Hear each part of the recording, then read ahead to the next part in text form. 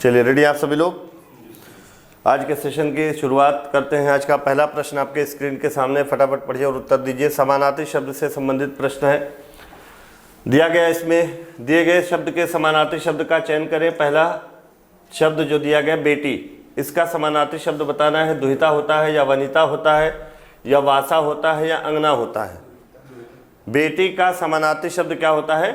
दुहिता। Very good. यहाँ पर अंगना जो दिया है, अंगना का मतलब क्या होता है? स्त्री, है ना। एक अर्थी शब्द है ये, अंगना का मतलब स्त्री। तो पहले हम देख लेते हैं तीनों प्रश्नों को। 3 प्रश्न है एक टॉपिक से, उसके बाद और भी जो शब्दावलियाँ हैं उन पर हम आपको अभ्यास करवा देंगे। तो पहला क्वेश्चन का आंसर क्या हो जाएगा? दुहिता।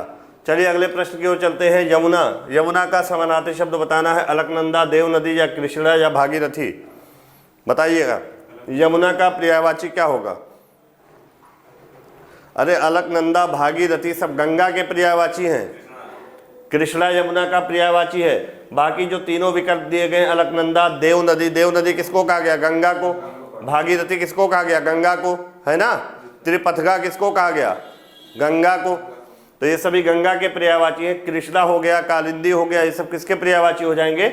यमुना के पर्यायवाची। और यमुना के पर्यायवाची मैंने आपको लिखवाए भी है ना। तो यहाँ पर कौन सा विकल्प सही हो जाएगा? से विकल्प, कृष्णा। चलिए आगे चलते हैं अगले प्रश्न की ओर। अगला प्रश्न है दिए गए शब्द के समानार्थी, ये भी समानार्थी शब्द का है। तुरंगी, तुरंगी शब्द का समानार्थी। तुरंग का मतलब घोड़ा, और तुरंगी किसको कहते हैं? घुड़सवार को कहते हैं। तो कौन सा विकल्प सही होगा? बी। क्लियर। घुड़सार, घुड़साल ये गलत लिखा। अस्तबल आप जानते हो, अस्तबल किसे कहते हैं? जहाँ घोड़ा रहता है उसे क्या कहते हैं? अस्तबल कहते हैं। तो यहाँ पर क्या हो जाएगा राइट आंसर? घुड़सवार। चलिए और भी समानार्थी शब्द या पर्यायवाची शब्दों को लिख लीजिए। लिखिएगा अभिमान, एक शब्द है अभिमान, इसका बताइए समानार्थी शब्द क्या होगा? अभिमान का होता अहंकार, अहंग।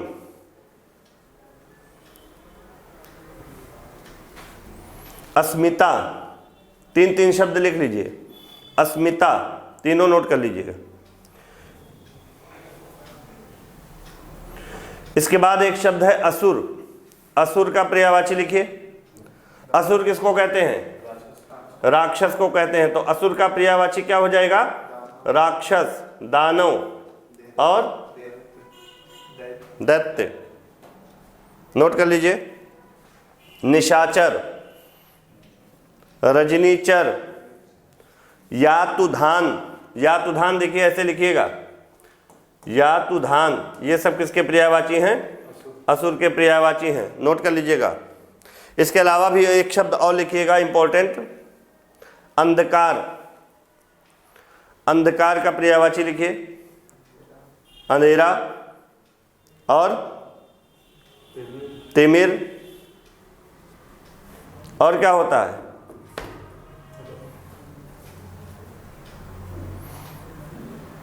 अच्छा, तिमिर का विलोम पूछ ले तो क्या बताएंगे आप? प्रकाश।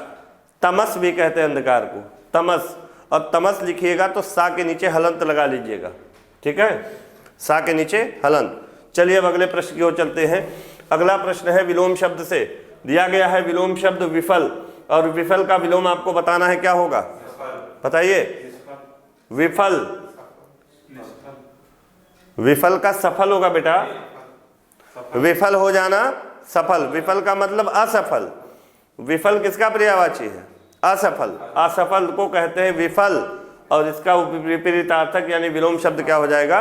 सफल हो जाएगा, है ना। तो ये विफल और असफल ये दोनों समान अर्थ व्यक्त करने वाले हैं, और विपरीत अर्थ व्यक्त करने वाला शब्द क्या होगा? सफल होगा। निरुजता शब्द का विलोम बताना है। निरुजता, निरुजता शब्द का विलोम बताना है। निर्दोष या रुग्णता या नीरस या निर्धारित, बताइएगा। निरुजता शब्द का विलोम क्या होता है? रुग्णता होता है। इंपॉर्टेंट है, नोट कर लीजिएगा। रुग्णता होता है। चलिए अगला क्वेश्चन देखते हैं। अगला क्वेश्चन है, 2 ही प्रश्न है क्या? हाँ, तो चलिए कुछ और विलोम शब्द लिख लीजिए फटाफट। लिखिएगा भारी, हल्का। भूषण, भूषण का दूषण, भूषण का विलोम क्या होगा? दूषण होगा। मूक, मूक का विलोम वाचाल होगा। मौखिक, मौखिक का विलोम लिखित होगा। बाह्य, देखिए एक शब्द है बाह्य और एक शब्द है बाहर, तो बाह्य का विलोम और बाहर दोनों एक ही अर्थ व्यक्त करते हैं, लेकिन शब्द अलग अलग हैं। बाह्य का विलोम अभ्यंतर होता है और बाहर का विलोम अंदर होता है। तो बाह्य का विलोम अंदर मत लिखिएगा, क्या होगा? अभ्यंतर।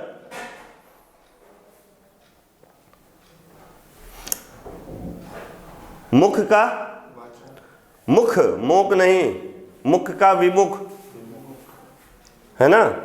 बहिरंग का अंतरंग, नोट कर लीजिए, सारे पूछे गए हैं। बहिरंग अंतरंग लिख लोगे ना? हाँ, किसी शब्द में अगर कंफ्यूजन होगा बोलना, मैं लिख दूंगा।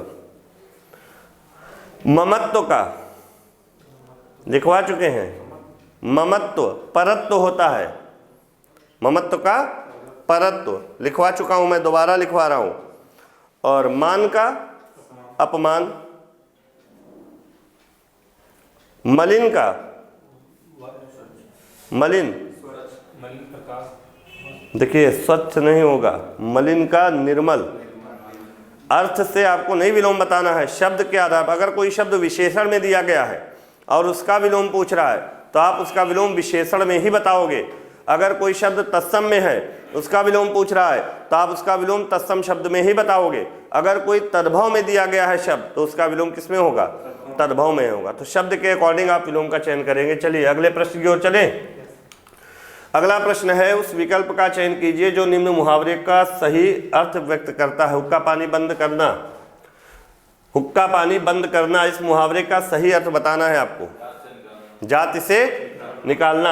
आप देखते हो पुराने जमाने में जो समाज होता था विशेष जाति का, तो अगर उसको जाति से बाहर किया जाता था तो बोला जाता था आज से इसका हुक्का पानी बंद किया जाता है, यानी अपनी बिरादरी से, अपनी जाति से इसको निकाला जाता है। तो पहला विकल्प आपका सही हो जाएगा, जाति से निकालना। सुने होंगे आप लोग, हुक्का पानी बंद। चलिए अगले प्रश्न पर आते हैं। एक काम से दोहरा लाभ प्राप्त करना, यह किस मुहावरे का अर्थ है? एक काम से दोहरा लाभ प्राप्त करना, एक पर एक होना, एक तरकस के तीर होना, एक ढेले से दो चिड़िया मारना, या एक थैली के चट्टे बट्टे होना। एक काम से दोहरा लाभ यानी एक ही ढेले से दो चिड़िया मारना। कहने का सेंस ये है कि कोई एक काम करो, इससे कितना? दो गुना या दोहरा लाभ हो जाए। तो यहाँ पर कौन सा विकल्प सही होगा? सी विकल्प सही होगा, है ना। क्लियर है? चलिए अगला बताइए। सांप छछूंदर की गति होना, सांप छछूंदर की गति होना। विकल्प है तुरंत भाग जाना, या गुपचुप हो जाना, या असमंजस की स्थिति होना, या विस्तृत अनुभव होना। बताइए। सांप और छछूंदर को भागते हुए उनकी गति देखे हो? असमंजस में रहते हैं, कभी इधर जाते हैं तो कभी उधर जाते हैं। क्लियर नहीं होता ना किधर जाना है, फिक्स नहीं होता, कभी इधर कभी उधर भागते हैं, नहीं असमंजस की स्थिति होती है। तो कौन सा विकल्प सही हो जाएगा? सी विकल्प। क्या होगा? सांप छछूंदर की गति होने का अर्थ क्या होगा? असमंजस की स्थिति होना, है ना। इसके अलावा बहुत सारे मुहावरे मैंने लिखवाए थे।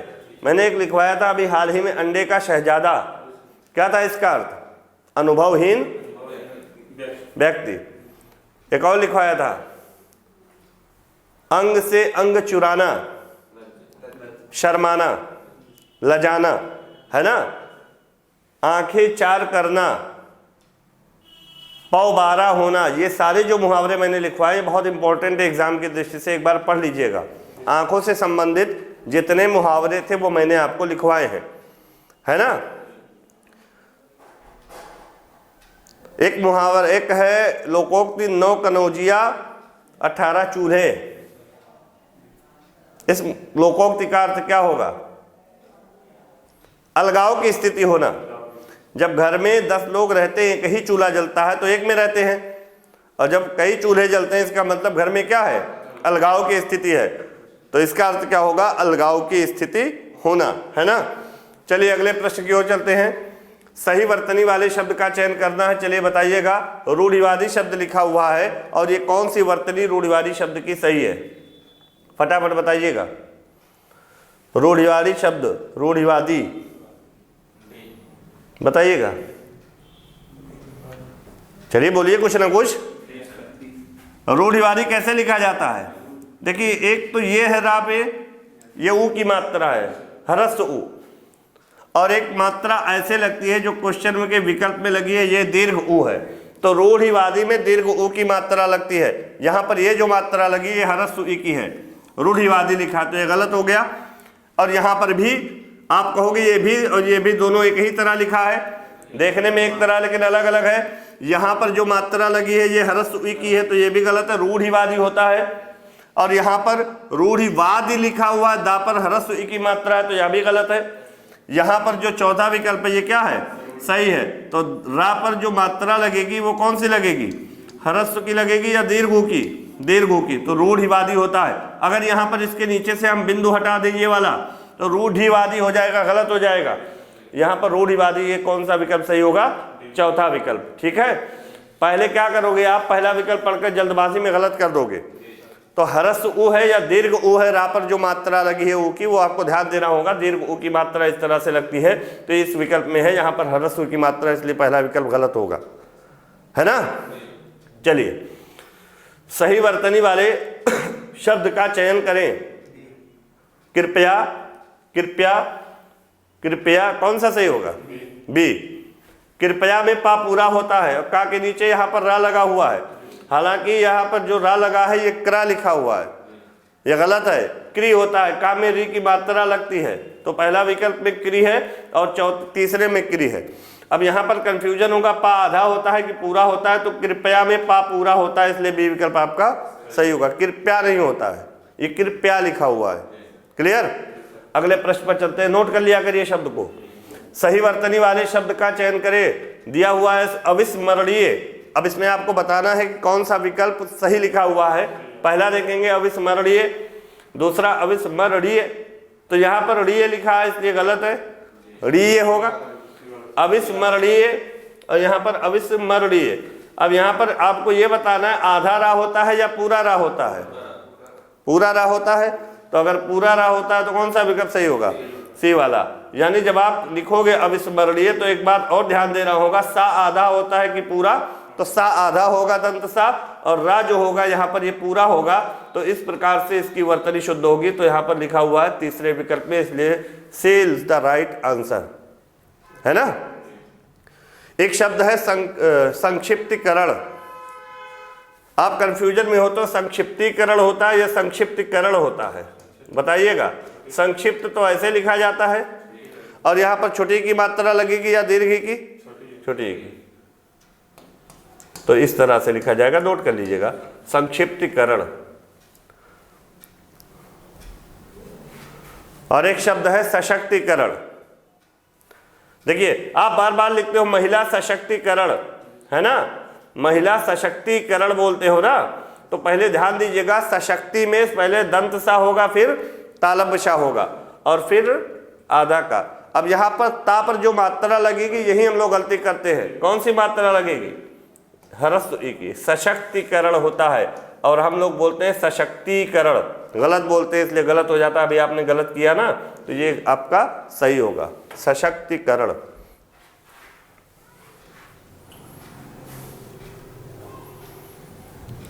एक शब्द है स्वप्न। क्या ये सही लिखा हुआ है, बोलिए, आधा पा होगा, स्वप्न, नोट कर लीजिएगा। एक शब्द है हितैषी। हितैषी, हितैषी में आपको देखना है कौन सा शा होता है, मूर्धन्य शा, तो इसकी वर्तनी कैसे होगी, इस तरह से, हितैषी, है ना। एक शब्द है, लिखिएगा समरथ। समरथ सही है। क्या होता है शब्द, समर्थ होता है ना, तो कैसे लिखा जाएगा, था के ऊपर रा हो जाएगा, आधा रा होगा ना, समर्थ। और अगर सामर्थ्य लिखना हो तो सापराक मात्रा, और यहां पर सामर्थ्य होता है, इस तरह से हो जाएगा, या आ जाएगा। समर्थ में या प्रत्यय जुड़ जाएगा तो क्या बन जाएगा? सामर्थ्य हो जाएगा। एक शब्द है सूची पत्र, यहां पर देखिए सही लिखा हुआ है सूची पत्र। अब एक्स्ट्रा दिमाग लगाओगे, कहोगे सूची पत्र होता है, सूची ही होता है, तो सूची में पत्र जुड़ा है तो सूची पत्र सही लिखा हुआ है, इसमें एक्स्ट्रा दिमाग लगाने की आवश्यकता नहीं है।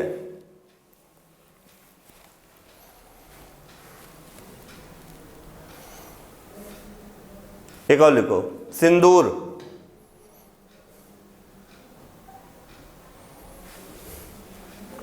सिंदूर कैसे लिखो?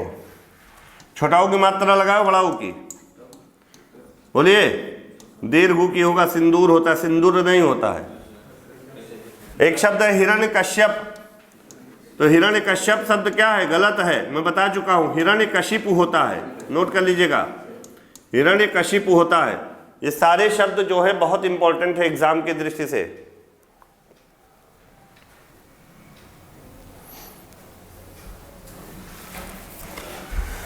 एक शब्द आप पढ़ते हो त्रिमासिक, क्या ये सही है? त्रिमासिक, त्रैमासिक होता है, तो सही क्या होगा? त्रैमासिक, नोट कर लीजिएगा। ये सारे कुछ महत्वपूर्ण शब्दावलियां थी, वर्तनी की दृष्टि से जो इंपॉर्टेंट थी मैंने आपको लिखवाया। और लिख लीजिएगा, एक शब्द है वेश्य, क्या होता है? वैश्य होता है। अब डायरेक्ट शुद्ध वर्तनी वाला ही लिखिए, अशुद्ध मत लिखिएगा, वैश्य होता है। अब चलिए अगले प्रश्न की ओर चले, है ना। दिए गए वाक्य का वह भाग ज्ञात करें जिसमें कोई त्रुटि है। वर्षा शुरू होते ही बच्चे घर से बाहर निकलकर पानी में भीगने लगे। वर्षा शुरू होते ही बच्चे घर से बाहर निकलकर पानी में भीगने लगे। अब यहां पर बताइए किस भाग में शुरू है, त्रुटि है? बच्चे घर से बाहर निकलकर, या कोई त्रुटि नहीं है, या पानी से भीगने लगे, या वर्षा शुरू होते ही। सॉरी, बताइएगा किस भाग में त्रुटि है?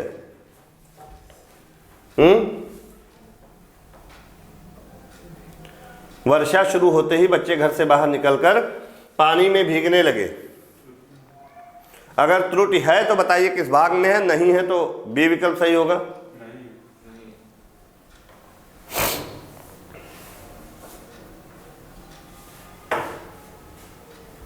है कोई त्रुटि? नहीं है, तो नहीं है तो क्या होगा? बी होगा। चलिए अगले प्रश्न की ओर चलते हैं। शुद्ध वाक्य को चुनिए। वह खेल के लिए और पढ़ाई से दोनों से अच्छा है। वह खेल और पढ़ाई दोनों में अच्छा है। वह खेल से और पढ़ाई से दोनों से अच्छा है। वह खेल में और पढ़ाई में दोनों में अच्छा है। बताइएगा। बी वाला सही है। वह खेल और पढ़ाई दोनों में अच्छा है। यहां पर खेल के लिए और पढ़ाई से गलत हो गया। यहां पर खेल से और पढ़ाई से ये भी गलत हो गया। खेल में और पढ़ाई में ये भी गलत हो गया। तो खेल और पढ़ाई दोनों में अच्छा है, तो ये विकल्प आपका सही होगा। क्लियर है? चलिए अगले प्रश्न की ओर चलते हैं। दिए गए वाक्यों में रिक्त स्थानों की उचित शब्दों द्वारा पूर्ति के लिए 4 विकल्प दिए गए। उपयुक्त विकल्प चुनिए। कर्मचारी ने अधिकारी को घटना के संबंध में क्या दिया? स्पष्टीकरण दिया, या तुष्टीकरण दिया, या प्रस्तुतिकरण दिया, या अभिव्यक्तिकरण दिया? स्पष्टीकरण। अब स्पष्टीकरण की वर्तनी आपको देखना है कैसे लिखा जाता है। ये शुद्ध वर्तनी है, तो स्पष्टीकरण की वर्तनी आप लोग लिख लीजिए, इंपॉर्टेंट है। क्लियर?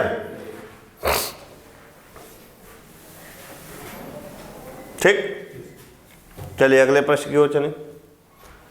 समझ में आ रहा है ना? अगला प्रश्न है, दिए गए वाक्यों में रिक्त स्थानों की उचित शब्दों द्वारा पूर्ति के लिए 4 विकल्प दिए गए हैं। उपयुक्त विकल्प चुनिए। आग बबूला होने का अर्थ क्या है?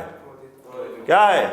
क्रोधित होना। तो यहाँ पर कौन सा विकल्प सही होगा? सी आसान है, कोई व्याख्या है नहीं इसमें।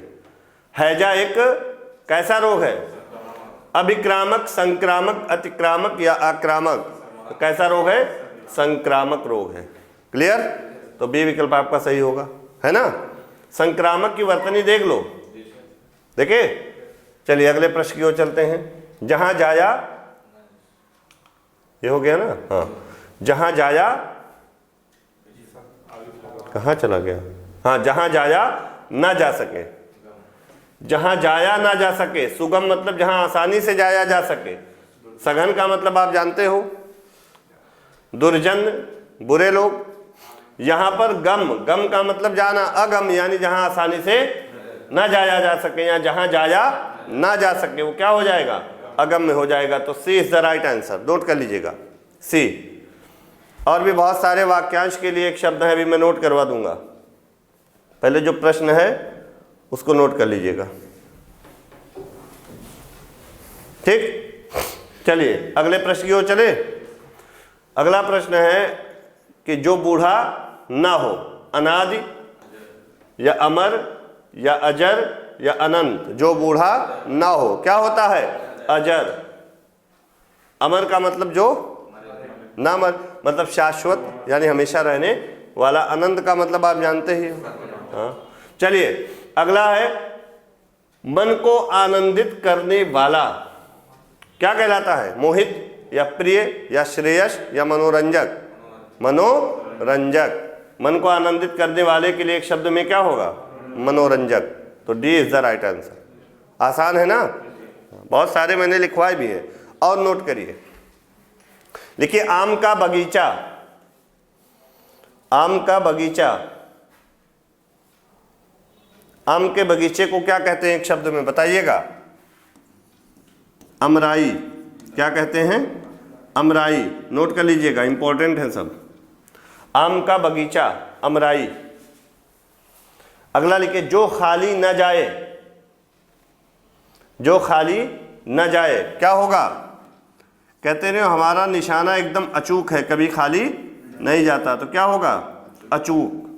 क्या होगा, अचूक होगा।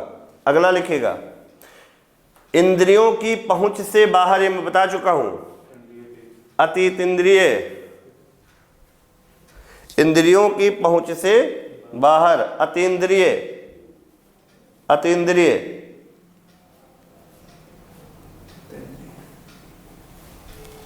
अगला लिखिए, ऐसे स्थान पर निवास करना जो किसी को ज्ञात ना हो, ऐसे स्थान पर निवास करना जो किसी को ज्ञात ना हो, क्या होगा, अतिथि माने जिसके आने की तिथि ज्ञात ना हो। ऐसे स्थान पर निवास करना जो किसी को ज्ञात ना हो, अज्ञातवास। क्या होगा, अज्ञातवास। लिख लोगे ना, ना लिख पाना तो बता देना, मैं नोट कर दूंगा, ठीक है। इसमें कोई टिपिकल नहीं है इसलिए नहीं लिखवाए हैं। चलिए अगला लिखिए, एक और, कुबेर की नगरी, कुबेर की नगरी क्या कहलाती है, अलकापुरी,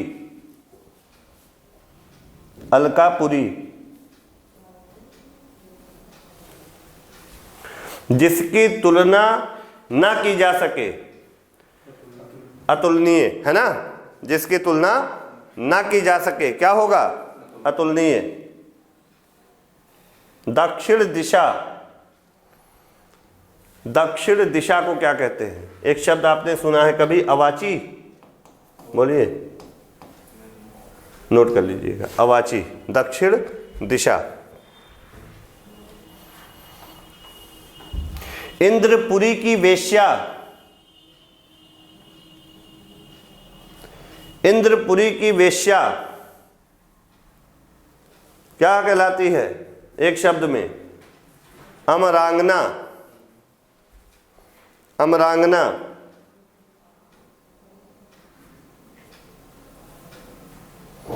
अच्छा, कुबेर की नगरी आपने लिखा अलकापुरी, इंद्र की नगरी लिख लो, इंद्र की नगरी अमरावती, क्या कहलाती है, अमरावती। इंद्र की नगरी अमरावती और कुबेर की नगरी अलकापुरी। देखिए, आत्मा व परमात्मा का द्वैत न मानने वाला, आत्मा व परमात्मा का द्वैत न मानने वाला क्या कहलाता है? एक शब्द में एक शब्द है अद्वैत, यहां पर मैं नोट कर दे रहा हूं, ध्यान से नोट कर लीजिएगा। अद्वैत, यहां दा के नीचे वा लगा हुआ है, अद्वैत, अद्वैत।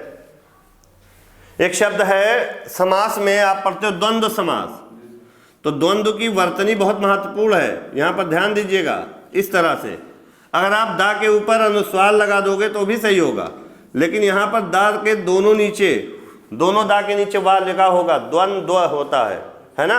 ऐसे आप जब लिखोगे द्विगु समास तो भी दा के नीचे क्या लगा होगा? वा लगा होगा, द्विगु। ऐसे आप लिखते हो बहुव्रीहि, तो बहुव्रीहि में पहले बा आता है, फिर हा पर ह्रस्व ई की मात्रा, फिर वा के नीचे रा आता है, व्रीहि, हा पर ह्रस्व ई की मात्रा होती है। इस तरह से बहुव्रीहि लिखा जाता है, पहले बा होगा फिर वा होगा। नोट कर लीजिएगा, तीनों पूछा जाता है।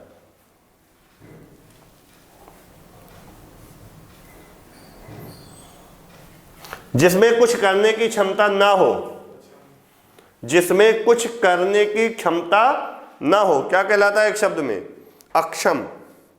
क्या कहलाएगा? अक्षम। जिसकी सीमा ना हो, क्या होगा? असीम। जिसकी सीमा ना हो उसको एक शब्द में क्या कहेंगे? असीम कहेंगे। नोट कर लीजिएगा। अनुकरण करने योग्य, अनुकरण करने योग्य क्या कहलाएगा? एक शब्द में अनुकरणीय, अनुकरणीय। हो गया? अगले प्रश्न पर चलिए। अब चलते हैं अगले प्रश्न पर। दिए गए वाक्य में रेखांकित खंड को प्रतिस्थापित करने के लिए उपयुक्त विकल्प का चयन करें। मेरा मित्र जरूरी काम में व्यस्त है। यहाँ पर जो जरूरी है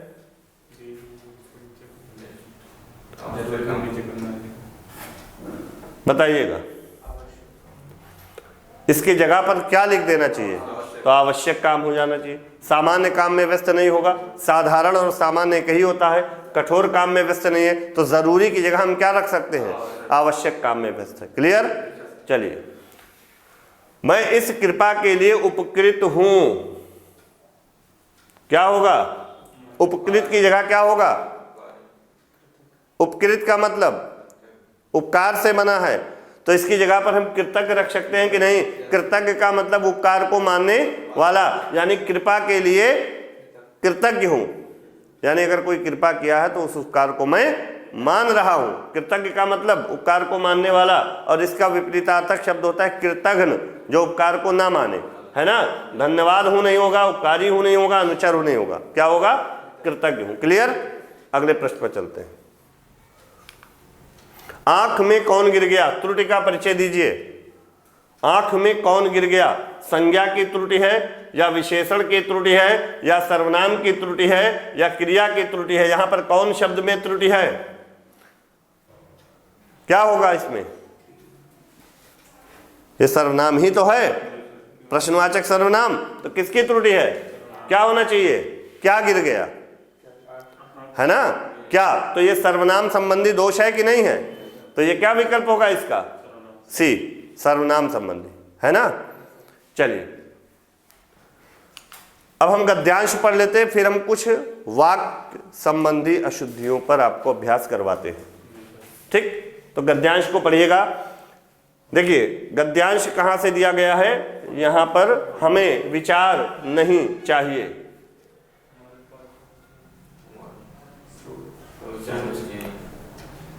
हमारे पास बहुत हैं, क्या है? विचार। विचार हमारे पास बहुत है। पहले का ए, तो पहले में क्या भर दें हम? विचार। हमें विचार नहीं चाहिए। क्यों नहीं चाहिए? क्योंकि विचार हमारे पास बहुत हैं, है ना। आगे चले। हमें विचारों को निर्माण, कल्याण या रक्षण या पालन, विचारों को पालन करने वाले लोगों की आवश्यकता है। तो विचारों का होना चाहिए, है ना, तब सही होगा। आगे चलिए। इंजीनियरों, मिस्त्रियों, कलाकारों, कारीगरों की जो देश का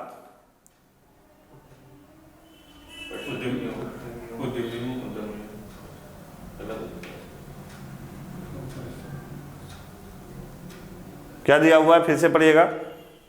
इंजीनियरों, मिस्त्रियों, कलाकारों, कारीगरों की जो देश का कुछ गलत लग रहा है यार।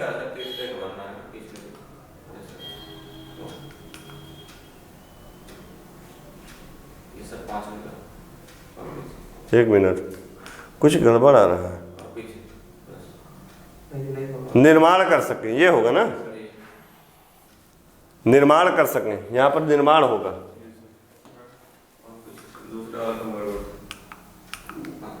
अब देखिए फिर से आ जाइए। विचार हमारे पास बहुत है, हमें विचारों को कार्यान्वित, विचारों को, कभी कभी सिस्टम ना एक क्वेश्चन आगे चला जा रहा है इसीलिए गड़बड़ी हो गई थी। कार्यान्वित करने वाले लोगों की आवश्यकता है। इंजीनियरों, मिस्त्रियों, कलाकारों, कारीगरों की जो देश का निर्माण कर सकें, है ना। अब सही हो गया कि नहीं हो गया? निर्माण कर सकें। हमें पुल बनाने वालों, सड़कें बनाने वालों, इमारतें खड़ी करने वालों, कारखाने खोलने वालों की ज़रूरत है। हमें फैक्ट्रियों की ज़रूरत है ना। उद्योग, हमें परिश्रमियों की ज़रूरत है। हैंग हो रहा है बेटा, एक बार दबाओ, दो क्वेश्चन आ गए। परिश्रमियों की ज़रूरत है, उद्योग और धंधों की जरूरत। ये आपका क्या होगा? गद्यांश है ना। अब चलिए कुछ वाक्य संबंधी अशुद्धियां हैं जो नोट कर लीजिएगा। वह मंगलवार के दिन व्रत रखता है। एक वाक्य नोट करिएगा, वह मंगलवार के दिन व्रत रखता है।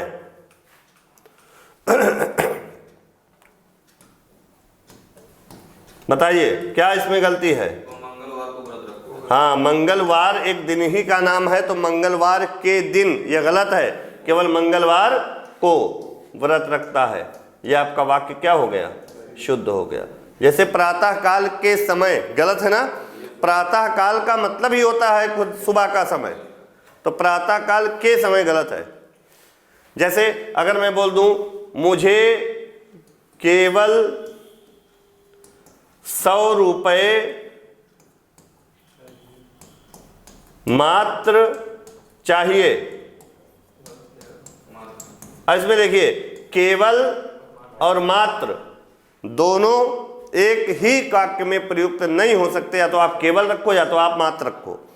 तो अगर मात्र शब्द का प्रयोग करेंगे तो पैसे के बाद लगाया जाता है, रुपए के बाद, और केवल का प्रयोग करेंगे तो पहले। आप कह सकते हो मुझे केवल 100 रुपये चाहिए या मुझे 100 रुपये मात्र चाहिए। अगर आप लिख दो मुझे मात्र 100 रुपये चाहिए तो भी गलत है। आप कभी भी देखते हो जब पैसा भरते हो आप डिपॉजिट फॉर्म में, तो कितना लिखते हो? 1000 रुपये मात्र, कि मात्र 1000 रुपये? नहीं, मात्र शब्द का प्रयोग रुपए के बाद होगा। तो यहाँ पर आप लिख सकते हो मुझे केवल 100 रुपये चाहिए या मुझे 100 रुपये मात्र। केवल और मात्र का प्रयोग दोनों एक जगह पर करना उचित नहीं है। तो लिख लो मुझे 100 रुपये मात्र चाहिए या मुझे केवल 100 रुपये चाहिए, दोनों सही है। लेकिन एक जगह पर दोनों आ जाएगा तो ये क्या हो जाएगा? गलत हो जाएगा।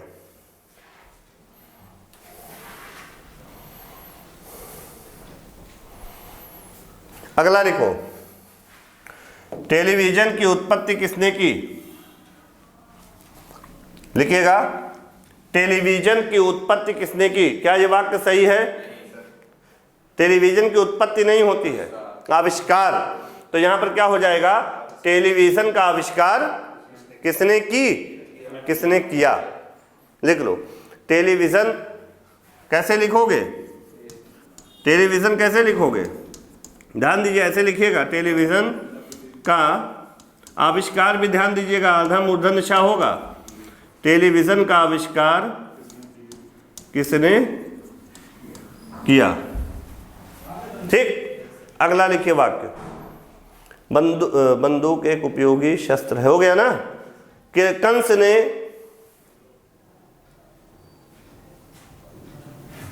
कंस ने नहीं, कृष्ण ने कंस की हत्या की, सही है ना। कंस की हत्या किसने की थी? कृष्ण ने। क्या ये वाक्य सही है?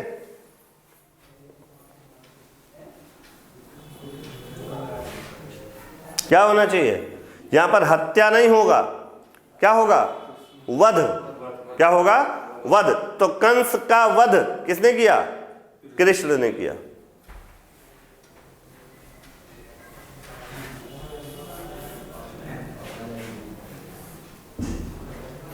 अगला लिखो, आपके प्रश्न का समाधान मेरे पास है। आपके प्रश्न का समाधान मेरे पास है। क्या ये वाक्य सही है? समाधान की जगह क्या होगा? उत्तर होगा। समस्या का समाधान होता है, प्रश्न का समाधान नहीं होता है। तो यहां पर क्या होना चाहिए? उत्तर होना चाहिए। अगर समस्या होता तो समाधान होता, प्रश्न है तो क्या होगा? इसका उत्तर होगा। लिखिए अगला वाक्य, गीता ने गीत की पहली लड़ाई, गीता ने गीत की पहली लड़ी अच्छी सुनाई। गीता ने गीत की पहली लड़ी अच्छी सुनाई।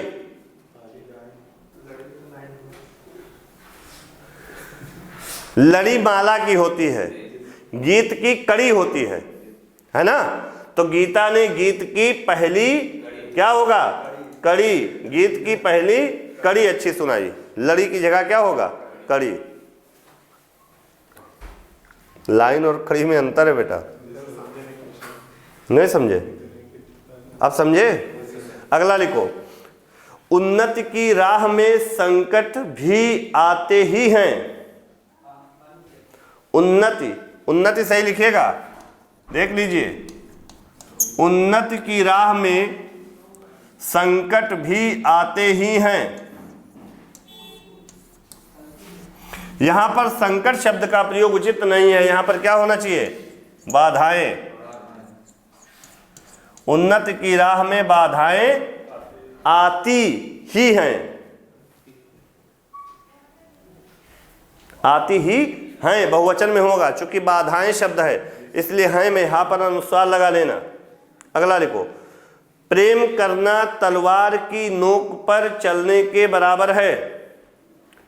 प्रेम करना तलवार की नोक पर चलने के बराबर है। किस पर? तलवार की नोक पर। बताइए क्या ये वाक्य सही है? बोलिए। तलवार की नोक पर, तो यहां पर प्रेम करना तलवार की नोक नहीं बल्कि क्या होना चाहिए? धार पर चलने के बराबर है ना। तलवार की नोक नहीं, तलवार की धार पर चलने के बराबर है। क्लियर? एक और लिखिए, आप लोग बताइएगा, लड़ाई में गोलियों की बाढ़ आ गई। Very good. गोलियों की बौछार होता है, बाढ़ नहीं होता है, तो यहां पर क्या हो जाएगा? गोलियों की बौछार। क्लियर? नोट कर लीजिए। एक और लिखिएगा, हमारे प्रांत के मनुष्य मेहनती हैं। हमारे प्रांत के मनुष्य मेहनती हैं। प्रांत के मनुष्य मेहनती हैं।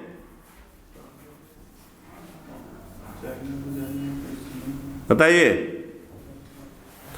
प्रांत के मनुष्य नहीं होगा, क्या होगा?